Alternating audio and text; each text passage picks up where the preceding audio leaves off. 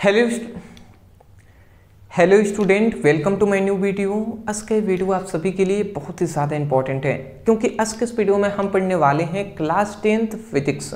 याद रखेंगे फिजिक्स का हम पहला चैप्टर पढ़ रहे हैं जो है प्रकाश का परावर्तन तथा अपवर्तन।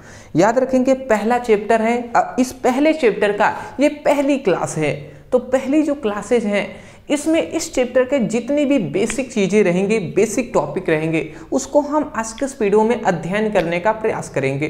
तो चलिए दोस्त, बिना देरी किए शुरू करते हैं। शुरू करने से पहले एक छोटी सी आपसे मैं बात बताऊंगा कि ये जो आपको क्लासेस प्रोवाइड की जा रही हैं फ्री क्लासेज हैं।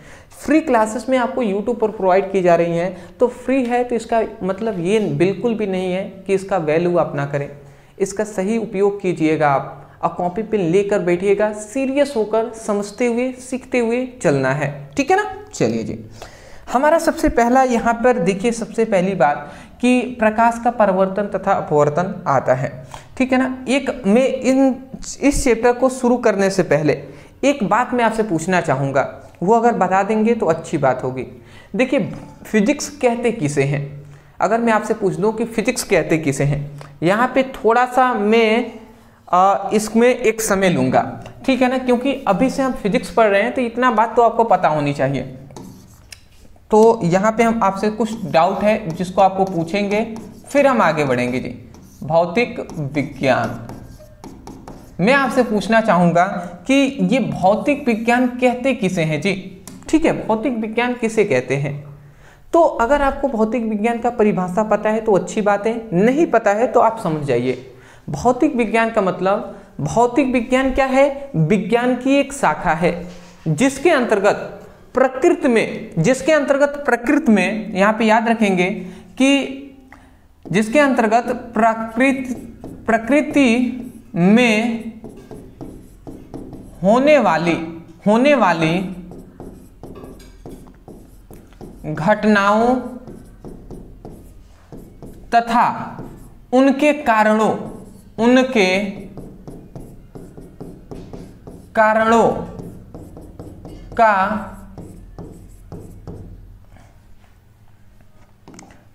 का अध्ययन करना ही क्या कहलाता है, भौतिक विज्ञान कहलाता है। मतलब अगर भौतिक विज्ञान का कोई आपसे परिभाषा पूछ ले तो आप क्या कहेंगे कि भौतिक विज्ञान की वह शाखा है जिसके अंतर्गत प्रकृति में होने वाली घटनाओं तथा उनके कारणों का अध्ययन करना ही, स्टडी करना ही भौतिक विज्ञान कहलाता है। आशा करता हूं आप समझ गए होंगे। इसका मतलब क्या है, प्रकृति में जो भी चीजें आप देख रहे हैं वो सभी घटनाएं हैं। जैसे कि मान लेते हैं ये पेन है, ठीक है ना, इसको मैंने गिराया तो नीचे ही क्यों गिरा, सबसे पहली बात ये नीचे आ रहा है तो ये एक घटना है कि ये ऊपर हम रखे हुए थे, गिराए तो नीचे आया, ठीक है ना। तो ये गिरना क्या हुआ, एक घटना हो गया, ठीक है। तो ये एक घटना का भी हम अध्ययन करेंगे। और ये क्यों हुआ, क्यों हमने इसको इस तरीके से छोड़ा तो नीचे ही आया, ऊपर क्यों नहीं गया, तो इसके कारणों का भी अध्ययन करेंगे। तो उसी को हम भौतिक विज्ञान कहते हैं। तो अंत बार एक बार और परिभाषा सुन लीजिए, आप कहेंगे भौतिक विज्ञान की वह शाखा है जिसके अंतर्गत प्रकृति में होने वाली घटनाओं तथा उनके कारणों का अध्ययन करना ही फिजिक्स कहलाता है, मतलब भौतिक विज्ञान कहलाता है। अब यहाँ पे दो चीजें आपको मोस्टली पता होनी चाहिए, वो दो चीजें क्या हैं। सबसे पहली बात, भौतिक विज्ञान के पिता, तो पिता मतलब जनक कहते हैं, जनक। तो अगर भौतिक विज्ञान का कोई पूछ दे कि पिता कौन है, जनक कौन है, तो आप क्या बताएंगे, तो कहेंगे न्यूटन, आइजैक न्यूटन। तो क्या कहेंगे जी, न्यूटन। परंतु आपसे ऐसे क्वेश्चन पूछ लिया जाए कि भौतिक विज्ञान के आधुनिक पिता कौन है, मॉडर्न फिजिक्स के पिता कौन है, फादर कौन है, तो आधुनिक यदि पिता पूछ लिया जाए, आधुनिक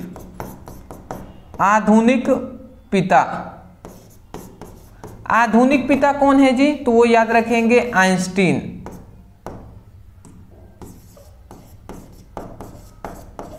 आइंस्टीन है जी, ठीक है ना। मतलब पुराने समय में फिजिक्स के पिता किसे माना जाता था, तो न्यूटन साहब को माना जाता था। परंतु अभी के समय में, आधुनिक समय में, मॉडर्न समय में एल्बर्ट आइंस्टीन को क्या माना जाता है, भौतिक विज्ञान का पिता माना जाता है। तो इतनी बेसिक ये चीज़ें थी जो आपसे कभी भी कोई भी पूछ सकता है, इसलिए मैंने आपको इसको बताने का यहाँ पे प्रयास किया है। भौतिक विज्ञान का पिता परिभाषा जान लिए, इसके पुराने जो पिता हैं वो जान लिए, और मॉडर्न समय में कौन इसके पिता हैं, जनक है, ये आपने जान लिया। ठीक है ना, इतना आप जान लिए। तो अब हम आगे बढ़ते हैं। अब हम जानेंगे यहाँ पे प्रकाश का परावर्तन तथा अपवर्तन। सबसे पहले हम इस चैप्टर में पढ़ेंगे कि प्रकाश क्या होता है जी।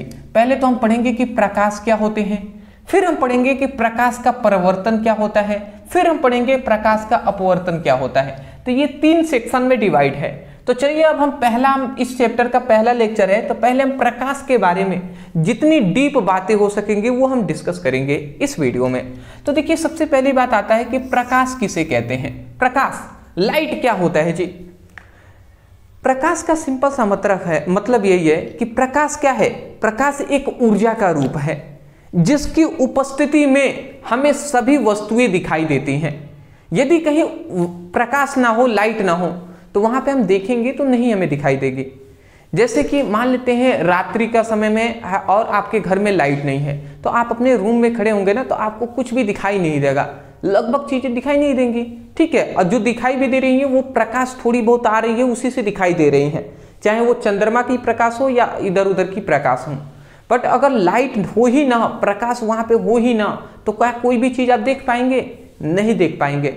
इसका मतलब प्रकाश उपस्थित है तो आपको दिखाई दे रहा है। तो मतलब प्रकाश का परिभाषा क्या कह सकते हैं कि जो प्रकाश है ना, क्या बोल देंगे कि जो प्रकाश है वो क्या है, वो ऊर्जा का रूप है।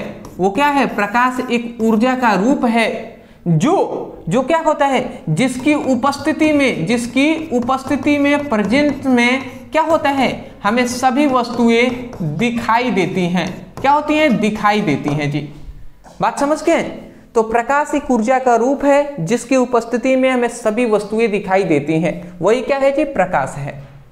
आशा करता हूं कि प्रकाश का आपको परिभाषा समझ में आ गई होंगे। ठीक है ना। अब जैसे कौन कौन से प्रकाश है जी, तो जैसे सूर्य से मिलने वाली जो प्रकाश है वो है जी, चंद्रमा से मिलने वाली भी प्रकाश है, लाइट से हमें मिलने वाली प्रकाश, लाइट मतलब क्या, बल्ब वाली जो लाइट है, इलेक्ट्रिसिटी से मिलने वाली जो है, ये सभी प्रकाश ही है जी।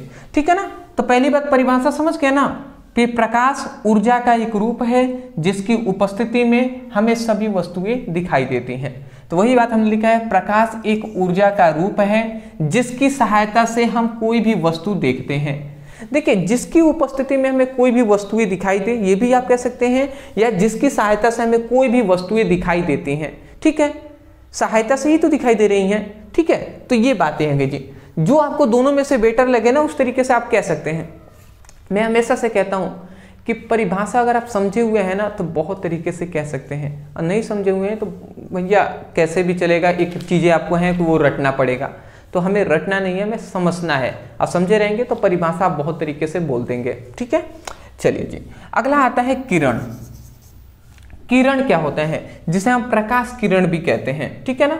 तो किरण का मतलब रे, इसको क्या कहते हैं? रे कहते हैं, रे। तो रे क्या होता है, किरण क्या होते हैं? तो प्रकाश जिस पथ मतलब होता है रास्ता, प्रकाश जिस रास्ते पर क्या करता है, गमन करता है, गमन मतलब गति करता है, उस रास्ते को ही, उस पथ को ही हम क्या कहते हैं? किरण कहते हैं।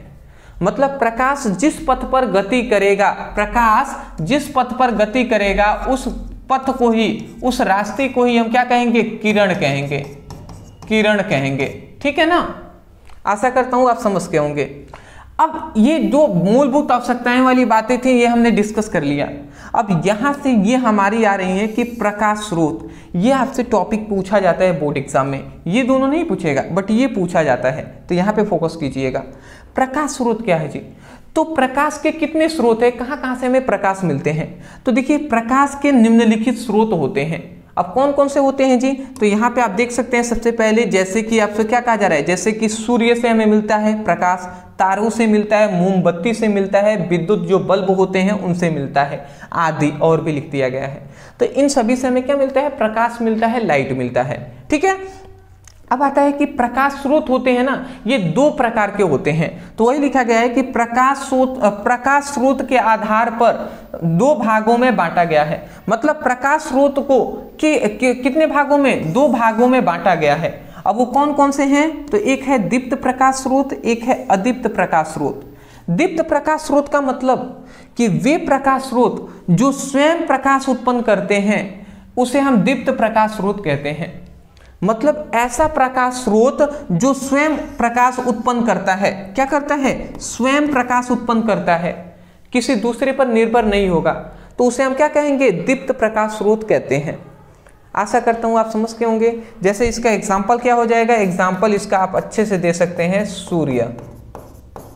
सूर्य जो है ना वो स्वयं प्रकाश उत्पन्न करता है, दूसरों पर निर्भर नहीं रहता, ठीक है ना। सूर्य अपने आप ही प्रकाश उत्पन्न करता है, तो सूर्य क्या हो जाएगा? दीप्त प्रकाश स्रोत हो जाएगा। और जबकि अदीप्त प्रकाश स्रोत का मतलब क्या है? कि ऐसे प्रकाश स्रोत, देखिए ऐसे प्रकाश स्रोत जो स्वयं प्रकाश उत्पन्न नहीं करते हैं बल्कि दूसरों से प्रकाश लेकर क्या करते हैं? प्रकाश देते हैं, दूसरों से प्रकाश लेकर प्रकाश देते हैं, उन्हें हम अदीप्त प्रकाश स्रोत कहते हैं।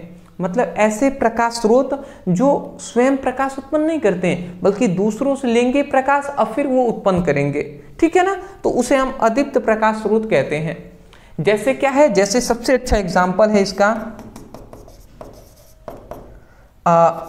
चंद्रमा। चंद्रमा है, जैसे कि तारे हैं, ठीक है ना, ईटी से। ये सबसे अच्छा, ये दो एग्जाम्पल हैं। चंद्रमा जो है ना, चंद्रमा आप देखेंगे रात में चमकता है या सफेद तरह का आपको दिखाई देता है, जिससे चंद्रमा से आप देखेंगे तो कभी कभी हमें ज़्यादातर थोड़ी बहुत प्रकाश भी मिलता है।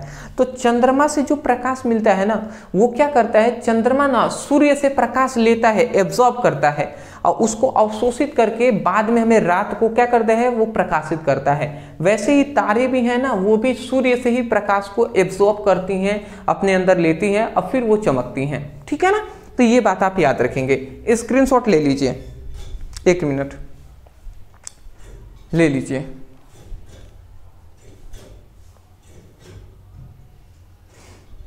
ठीक, नेक्स्ट हमारा आता है प्रकाश का गुण। अब प्रकाश का गुण या विशेषताएं या लक्षण, अब इसके प्रकाश के कौन कौन सी विशेषताएं हैं, लक्षण हैं, ये जानेंगे।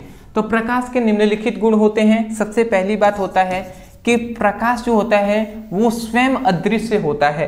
प्रकाश स्वयं अदृश्य होता है, परंतु इसकी उपस्थिति में हमें सभी वस्तुएं क्या होती हैं? दिखाई देती हैं। ये बताइए, प्रकाश अदृश्य ही तो है, प्रकाश है। अगर मान लेते हैं ये हमारा हाथ है, तो अगर ये हमारा हाथ है तो हमने यहाँ पर रख दिया इसको अपने आँख के सामने, तो क्या हमें कोई चीज़ें दिखाई दे रही हैं? तो वो चीज़ें आगे की नहीं दिखाई देंगी, क्योंकि हमारा हाथ जो है ना वो दृश्य है, दिखाई दे रहा है। परंतु प्रकाश जो है ना वो अदृश्य है, वो दिखाई नहीं देता है, परंतु उसकी उपस्थिति में हमें सभी वस्तुएं दिखाई देती हैं। प्रकाश होगा तभी तो हमें सभी वस्तुएं दिखाई देंगी, नहीं होगा तो नहीं दिखाई देंगी। तो ये बात आप याद रखेंगे कि प्रकाश अदृश्य होता है, ठीक है ना, मतलब दिखाई नहीं देता, परंतु उसकी उपस्थिति में हमें सभी वस्तुएं दिखाई देती हैं, ठीक है। दूसरी बात कि प्रकाश जो है ना सरल रेखा में गमन करता है, ठीक है ना, सीधी रेखा में गति करता है, ठीक है। तीसरी बात याद रखेंगे कि प्रकाश तरंगों के रूप में भी गमन करता है। मतलब प्रकाश जो है ना इस तरीके से तरंगों के रूप में इस तरीके से भी क्या करता है? गति करता है। हाइगेंस के अनुसार ये बातें बताई गई और न्यूटन के अनुसार ये बातें बताई गई कि सीधी रेखा में गमन करता है। अगली बात, प्रकाश का संचरण हेतु किसी माध्यम की आवश्यकता नहीं होती है। प्रकाश के संचरण हेतु कोई भी माध्यम की आवश्यकता नहीं होती है। संचरण मतलब समझ रहे हैं? संचरण मतलब होता है गति करना, चलना। तो प्रकाश के चलने के लिए ना कोई भी माध्यम की आवश्यकता नहीं है। माध्यम कौन है जी? वायु माध्यम है, जल माध्यम है, जहाँ पे हम खड़े हैं ये क्या है? वायु माध्यम है। तो जैसे अगर वायु ना होना तो अगर हम बोलेंगे तो एक जगह से दूसरी जगह पर हमारी आवाज़ नहीं पहुँचेगी। जैसे कि अंतरिक्ष में यदि आप चले जाएं जहाँ पे कोई भी माध्यम नहीं है, वहाँ पे निर्वात है जी, तो वहाँ पे अगर आप बोलेंगे ना तो एक जगह से दूसरी जगह पर आपकी आवाज़ है वो नहीं जा पाएगी, ठीक है। तो इसका मतलब क्या है? ध्वनि तरंगों के लिए माध्यम की आवश्यकता है, परंतु प्रकाश के संचरण के लिए, गति करने के लिए कोई भी माध्यम की आवश्यकता नहीं है। प्रकाश होगा वहाँ पे भी मतलब जल माध्यम है वहाँ पे भी चला जाएगा, कांच माध्यम है उसमें भी चला जाएगा, वायु माध्यम हो वहाँ पे भी चला जाएगा। जहाँ पे कोई भी माध्यम नहीं है, अंतरिक्ष है, वहाँ पे भी प्रकाश जाता है, गति करता है। तो ये बात आप याद रखेंगे। नेक्स्ट आता है प्रकाश की चाल 3 × 10⁸ मीटर प्रति सेकेंड होता है, ठीक है ना। अंतिम हमारा आता है प्रकाश का तरंगदैर्घ्य 4000 एंगस्ट्रॉम से 8000 एंगस्ट्रॉम के बीच होता है। ये आपको दो चीजें याद रखना है, प्रकाश की चाल 3 × 10⁸ मीटर प्रति सेकेंड होता है। अब प्रकाश का जो तरंगदैर्घ्य होता है 4000 एंगस्ट्रॉम से 8000 एंगस्ट्रॉम के बीच होता है। एंगस्ट्रॉम के ऊपर एक छोटी सी बिंदु होती है, ये आप याद रखेंगे। चलिए स्क्रीनशॉट आप ले लीजिए, ठीक, थोड़ा सा हम फास्ट चलेंगे। नेक्स्ट अब हमारा आता है यहाँ पे 3 बातें। सबसे पहली बात, प्रकाशिक माध्यम क्या होता है जी। तो याद रखेंगे प्रकाश जिन माध्यमों से होकर गुजरता है उसे प्रकाशिक माध्यम कहते हैं। प्रकाश जो है वायु माध्यम से भी गुजरता है। प्रकाश जैसे कि हम जहाँ पे खड़े हैं वहाँ पे भी प्रकाश आ जा रहा है, तो वायु माध्यम से भी गुजर रहा है। जल में भी अगर हम डालेंगे प्रकाश देखेंगे तो शुद्ध जल होगा तो नीचे तक प्रकाश जाता है, जिससे जल की मान लेते एक तालाब है, शुद्ध तालाब है जिसमें शुद्ध पानी है, तो अगर आप देखेंगे ना तो नीचे की आपको घास जो होंगे हरी हरी वो सब दिखाई देंगे। तो इसका मतलब जल में भी, जल माध्यम में भी गति करता है, ठीक है। कांच में भी आप देखेंगे तो प्रकाश आर पार निकल जाता है, तो कांच में भी गति कर रहा है। तो वही कहा जा रहा है प्रकाश जिन माध्यमों से होकर गुजरता है उस माध्यम को ही हम प्रकाशिक माध्यम कहते हैं, ठीक है ना। और इनके तीन भागों में बांटा गया है। प्रकाशिक जो माध्यम होते हैं इसको 3 भागों में बांटा गया है। कौन कौन से भाग है जी। तो एक है पारदर्शक माध्यम, एक होता है पारभाषक माध्यम, एक होता है अपारदर्शक माध्यम। पारदर्शक मतलब होता है जो आर पार हमें दिखाई देता है, ऐसा कोई भी माध्यम जिसके आर पार हम देख सकते हैं उसे हम पारदर्शक माध्यम कहते हैं, ठीक है ना। तो देखिए जिन माध्यमों से प्रकाश, मतलब पारदर्शक कहते हैं, माध्यम नहीं। अब देखिए यहाँ पे कह रहे हैं जिन माध्यमों से प्रकाश का अधिकांश भाग गुजर जाता है उसे हम पारदर्शक माध्यम कहते हैं। मतलब ऐसा कोई माध्यम हो जिससे प्रकाश ज्यादातर गुजर जाता है, आर पार निकल जाता है, तो उस माध्यम को हम क्या कहेंगे, उस माध्यम को ही हम पारदर्शक माध्यम कहते हैं। जैसे एग्जाम्पल इसका हम अच्छा दे सकते हैं, जैसे कि एग्जाम्पल वायु माध्यम। वायु जो माध्यम है ना, इससे प्रकाश जो होता है अधिकांश भाग आर पार निकल जाता है। वायु जो माध्यम है इससे, वायु मतलब जहां पर हम खड़े हैं, इससे प्रकाश लगभग 99.999% पूरा निकल ही जाता है प्रकाश। जैसे कि हम दे सकते हैं दूसरा एग्जांपल, जैसे कि कांच माध्यम, कांच माध्यम। अब कांच से भी अगर प्रकाश को आर पार बिना लेप लगाया हुआ कांच हो तो उससे भी प्रकाश आर पार निकल जाएगा। तो ये एक ऐसा माध्यम है जिससे प्रकाश का अधिकांश भाग गुजर जाता है, आर पार निकल जाता है, तो उसे हम पारदर्शक माध्यम कहेंगे। पारभाषक माध्यम का मतलब कि ऐसा माध्यम जिससे प्रकाश केवल कुछ ही भाग, प्रकाश के केवल कुछ ही भाग गुजर पाता है, उसे हम क्या कहते हैं, उसे हम पारभाषक माध्यम कहते हैं, ठीक है ना। ये आप याद रखेंगे। जैसे कि मैं अगर आपको एग्जांपल से बताऊं तो जैसे आप कह सकते हैं, जैसे दूषित जल, ठीक है ना। जैसे कि दूषित जल, ठीक है ना। दूषित जल आपके एग्जाम्पल हो जाएगा। दूषित जल का मतलब कि एक ऐसा तालाब है जो दूषित है जी, स्वच्छ पानी नहीं है, उसका साफ पानी नहीं है, तो उसमें प्रकाश जब जाएगा ना तो आपको नीचे का तल आपको दिखाई नहीं देगा, ठीक है। नीचे की घास ओस आपको दिखाई नहीं देंगे, पूरी तरीके से काला काला दिखाई देगा। परंतु वही अगर पानी शुद्ध होगा तो वहां पर प्रकाश के नीचे, मतलब आप नीचे के तल भी देखना चाहें, नीचे की हरी हरी घासें आपको दिखाई देती हैं, ठीक है ना। तो वही बात है, दूषित जल है ना, इससे प्रकाश का केवल कुछ ही भाग गुजर पाता है, तो वो एक एग्जाम्पल ये हो जाएगा हमारा दूषित जल।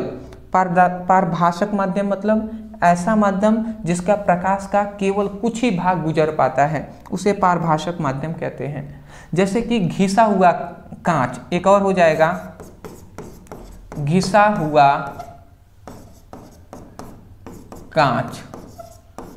जैसे कि आप एग्जांपल घिसा हुआ कांच अगर आप देखेंगे तो घिसे हुए कांच, जो घिस गया है कांच, उससे भी प्रकाश आर पार आप भेजेंगे ना तो नहीं जाएगा, बहुत ही कम मात्रा में जाएगा, ठीक है। जैसे कि तेल में अगर एक कागज है उसको तेल में डुबा दीजिए, उसके बाद उसको निकालकर आप प्रकाश को आर पार करेंगे ना तो उससे भी बहुत ही कम मात्रा में प्रकाश आर पार दिखाई देगा, तो वो भी हमारा हो जाएगा जी, ठीक है ना। तो ये हमारा हो गया पारभाषक माध्यम। अगला आता है अपारदर्शक माध्यम। अपारदर्शक माध्यम का मतलब कि ऐसा माध्यम जिससे प्रकाश का अधिकांश भाग नहीं गुजरता है, प्रकाश का अधिकांश भाग गुजरेगा ही नहीं या प्रकाश गुजरेगा ही नहीं, तो उसे हम पारभाषक अपारदर्शक माध्यम कहते हैं। जैसे कि क्या हो जाएगा, जैसे कि एग्जाम्पल हो जाएगा लकड़ी। अदर आप कुछ भी दे सकते हैं, हाथ भी हमारे दे सकते हैं, कुछ भी, मतलब लकड़ी है। अब मान लेते हैं लकड़ी है, लकड़ी को हमने आगे रख दिया, तो अगर मान लेते हैं लाइट हम बार रहे हैं, एक बड़ा सा लकड़ी का लकड़ी का एक क्या है प्लाई है, उसको हम आगे रख देते हैं, तो प्रकाश बारेंगे तो आर पर निकलेगा जी? नहीं निकलेगा। मान लेते हैं ये हमारी लैपटॉप है, अब ये लैपटॉप है, अगर हम प्रकाश बारेंगे तो प्रकाश, अगर हम लाइट को ऑन करते हैं तो यहाँ पे अगर ऐसे करेगा तो ये टकरा जाएगा, तो प्रकाश आर पर तो निकलेगा नहीं, पीछे तो दिखाई नहीं देगा। तो ये बातें हैं जी, समझ पा रहे हैं? तो ये सभी बातें हैं। तो ये ऐसा माध्यम जिससे प्रकाश का अधिकांश भाग गुजरता ही नहीं है, उसे हम अपारदर्शक माध्यम कहते हैं। स्क्रीनशॉट।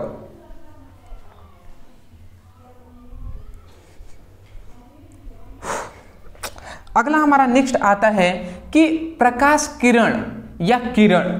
तो अभी हमने बताया कि प्रकाश जिस पथ पर गमन करता है, गति करता है, उसी को हम किरण कहते हैं या प्रकाश किरण कहते हैं। तो उसी को देखिए थोड़ा बड़ा लैंग्वेज में लिखा गया है कि जब प्रकाश किसी पारदर्शक माध्यम में सरल रेखा में गमन करता है तो प्रकाश के पथ को प्रकाश किरण कहते हैं, ठीक है, तथा प्रकाश किरण के समूह को ही हम प्रकाश पुंज कहते हैं। मान लेते हैं प्रकाश किरण बहुत सारी आ रही हैं, मतलब प्रकाश आ रही हैं बहुत सारी, इधर से भी आ रही हैं, इधर से भी आ रही हैं, इधर से भी आ रही हैं, इधर से भी आ रही हैं, इधर से भी आ रही हैं, इधर से भी आ रही हैं, तो ये सभी प्रकाश यहाँ पे आकर टकरा रही हैं। तो यही कहा जा रहा है कि प्रकाश किरणों के, ये प्रकाश किरण है, प्रकाश किरणों के पूरे समूह को ही हम क्या कहते हैं? प्रकाश पुंज कहते हैं। मोस्टली आप यही याद रखेंगे कि प्रकाश किरणों के समूह को प्रकाश पुंज कहते हैं। अब प्रकाश किरण का परिभाषा क्या कहेंगे कि प्रकाश जिस पथ पर, जिस रास्ते पर गति करता है, उस रास्ते को ही हम प्रकाश किरण कहते हैं, ठीक है ना? इतना याद रखेंगे। अब ये जो प्रकाश पुंज है ना, ये 3 प्रकार के होते हैं। तो ये लिखा गया है प्रकाश पुंज को 3 भागों में बांटा गया है। अगला आता है कौन कौन सा? तो अभिसारी प्रकाश पुंज, अपसारी प्रकाश पुंज, समांतर प्रकाश पुंज। तो अभिसारी प्रकाश पुंज का मतलब जब प्रकाश की समस्त किरणें किसी एक ही बिंदु पर मिलती हैं तो उसे हम अभिसारी प्रकाश पुंज कहते हैं। समझ में आ गया?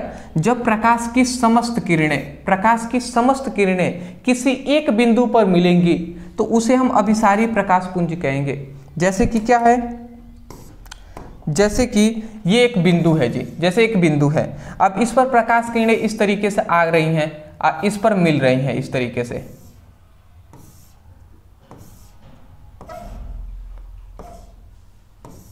ठीक है ना? तो प्रकाश किरणें क्या हैं? इस एक बिंदु पर, इस बिंदु पर मिल रही हैं। तो जब प्रकाश की समस्त किरणें किसी एक बिंदु पर मिलती हैं तो उसे अभिसारी प्रकाश पुंज कहेंगे। अब आता है अपसारी प्रकाश पुंज। अपसारी प्रकाश पुंज का मतलब जब प्रकाश की समस्त किरणें किसी एक बिंदु से निकलती हैं तो उसे हम अपसारी प्रकाश पुंज कहते हैं। मतलब क्या हुआ कि मान लेते एक बिंदु है, अब इससे बहुत सारी प्रकाश किरणें इस तरीके से निकल रही हैं, इस तरीके से निकल रही हैं एक ही बिंदु से। जैसे टॉर्च है, टॉर्च को हमने ऑन किया तो वहां से बहुत सारी प्रकाश निकलेंगे, प्रकाश किरणें। तो जब प्रकाश की समस्त किरणें किसी एक ही बिंदु से निकलती हैं तो उसे हम अपसारी प्रकाश पुंज कहते हैं। अगला आता है समांतर प्रकाश पुंज। समांतर प्रकाश पुंज का मतलब जब प्रकाश की समस्त किरणें एक दूसरे के समांतर होते हैं तो उन प्रकाश किरणों के समूह को समांतर प्रकाश पुंज कहते हैं। मतलब जब प्रकाश की समस्त किरणें एक दूसरे के इस तरीके से समांतर होंगी, एक दूसरे के क्या होंगी? एक दूसरे के समांतर होंगी, समांतर होंगी, तो उसे हम क्या कहेंगे? समांतर प्रकाश पुंज कहते हैं। तो आशा करता हूं कि ये जो टॉपिक है ये सब आपको समझ में आए होंगे। फिलहाल आज के लिए हम यहीं तक क्लास को रहने देते हैं, यहीं तक आपका रहने देते हैं, ठीक है ना? धीरे धीरे अभी क्लासेज ऑन किया हमने, एक एक करके सीक्वेंस वाइज हम पढ़ेंगे जी, थोड़ा थोड़ा ही पढ़ेंगे, बट जितना हमने पढ़ाया है इन सभी को आपको याद करना है। अदरवाइज वीडियो पसंद आए तो वीडियो को लाइक करने के साथ साथ चैनल पर नए होंगे चैनल को सब्सक्राइब कर लीजिएगा। हाँ, क्लास 10th का अगर आपको नोट्स चाहिए तो मैं बता दूं ओनली आपको 99 रुपये में, ओनली आपको 99 रुपये में पूरी आपकी फिजिक्स की प्लस केमिस्ट्री की आपको PDF नोट्स दिया जा रहा है। पूरी आपकी फिजिक्स और केमिस्ट्री का नोट्स दिया जा रहा है। नीचे आपको व्हाट्सएप नंबर दिखाई दे रहा है, इस नंबर पे मैसेज करके वहाँ पे कहिएगा सर फिजिक्स केमिस्ट्री का क्लास 10th का नोट्स चाहिए, PDF नोट्स।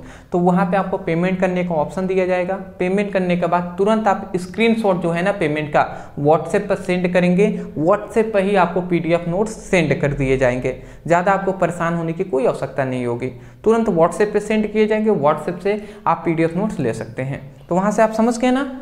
और फिजिक्स केमिस्ट्री ही मिलेगा, बायोलॉजी में नहीं पढ़ाता हूँ तो उसका नहीं मिलेगा जी, ओनली 99 है जी।